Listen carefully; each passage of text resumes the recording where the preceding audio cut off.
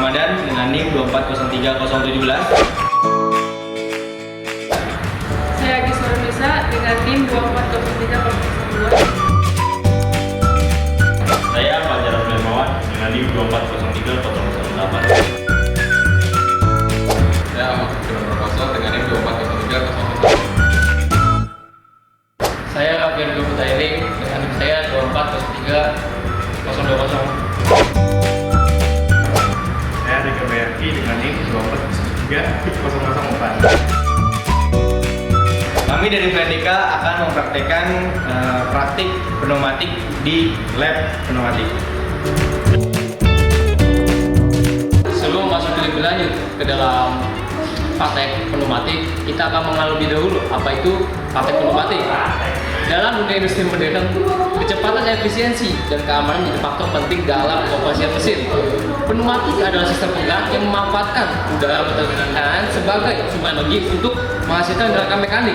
Biasanya, proses kerjanya adalah udara dikompresi menggunakan kompresor, kemudian dialirkan melalui pipa dan kartu pengatur. Udara bertekanan tersebut selanjutnya menggerakkan aktuator seperti silinder pneumatik sehingga menghasilkan gerakan lurus atau bolak-balik. Lanjut ke proses selanjutnya, yaitu perancangan sistem kerjanya.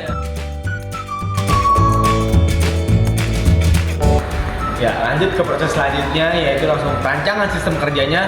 Bagaimana keseluruhannya? Pertama, kita akan gambarkan rangkaian pneumatiknya, yaitu seperti berikut. Oke, lanjut ke alat dan bahannya.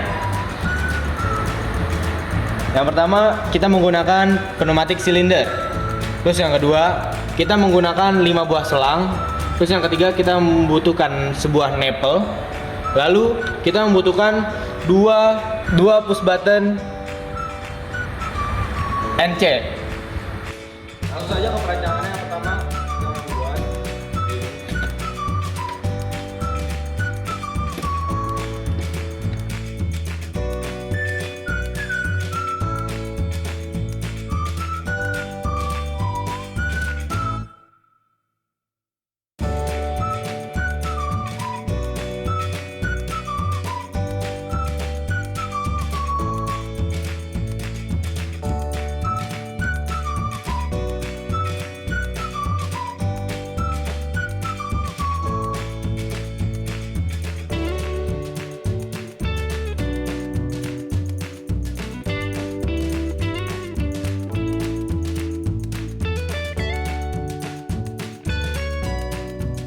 Oke, kurang lebih seperti ini rangkaiannya.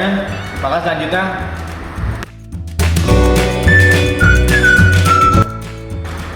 Oke, jadi ini merupakan rangkaian yang tadi sudah dirangkai oleh Raffi dan kita akan mengoperasikannya. Tapi sebelum kita mengoperasikan harus kita perhatikan dulu nih aspek-aspek safety sebelum kita mengoperasikan pneumatik ini. Yang pertama, pastikan bahwasannya flow supply itu tidak melebihi atau tidak kekurangan pada tekanan anginnya. Agar apa? Agar kalau misalnya kelebihan nanti akan berdampak pada silindernya yang terlalu bergerak, terlalu over maupun kalau kekurangan nanti bisa jadi nggak bergerak. Lalu yang kedua, pastikan selang-selangnya ini tidak ada yang bocor maupun pastikan input maupun output dari selangnya ini terpasang rapat. Oke, selanjutnya langsung aja kita ke pengoperasiannya. Langsung aja ke pengoperasiannya. Sini saya akan mencet tombol NC-nya ya. Kenapa ini bergerak? Karena di sini ada power supply yang memberikan tenaga angin ke tombol NC ini, lalu meneruskan ke silinder ini. Lalu selanjutnya kita akan mencet tombol NO-nya.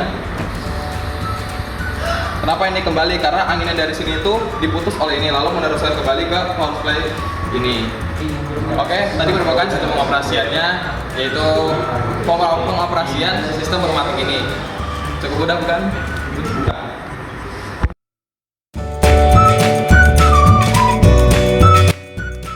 Oke teman-teman, tadi sudah kita jelaskan terkait penerapan dari sistem kerja pneumatik itu sendiri. Selanjutnya sebenarnya apa sih penerapan pneumatik itu? Jadi teman-teman, penerapan pneumatik sendiri sering kita temui di kehidupan sehari-hari. Contohnya pada saat proses pompa ban. Pneumatik digunakan untuk proses pompaan atau pengisian angin pada ban kendaraan seperti sepeda motor, ban mobil dan lain-lain. Pada pompa ban sendiri, pneumatik digunakan pada saat kita menekan kompresor pompa tersebut. Contoh lain pneumatik digunakan pada proses assembly, proses penyatuan, penggabungan barang atau produk yang dibuat suatu pabrik. Contoh yang kedua adalah pada mesin press, dan contoh yang ketiga adalah pada proses pengemasan barang atau pada proses packing barang sebelum barang sampai ke customer. Penerapan pneumatik tidak hanya digunakan untuk alat-alat besar, tetapi juga ternyata digunakan pada mesin-mesin atau alat-alat yang sering kita temui di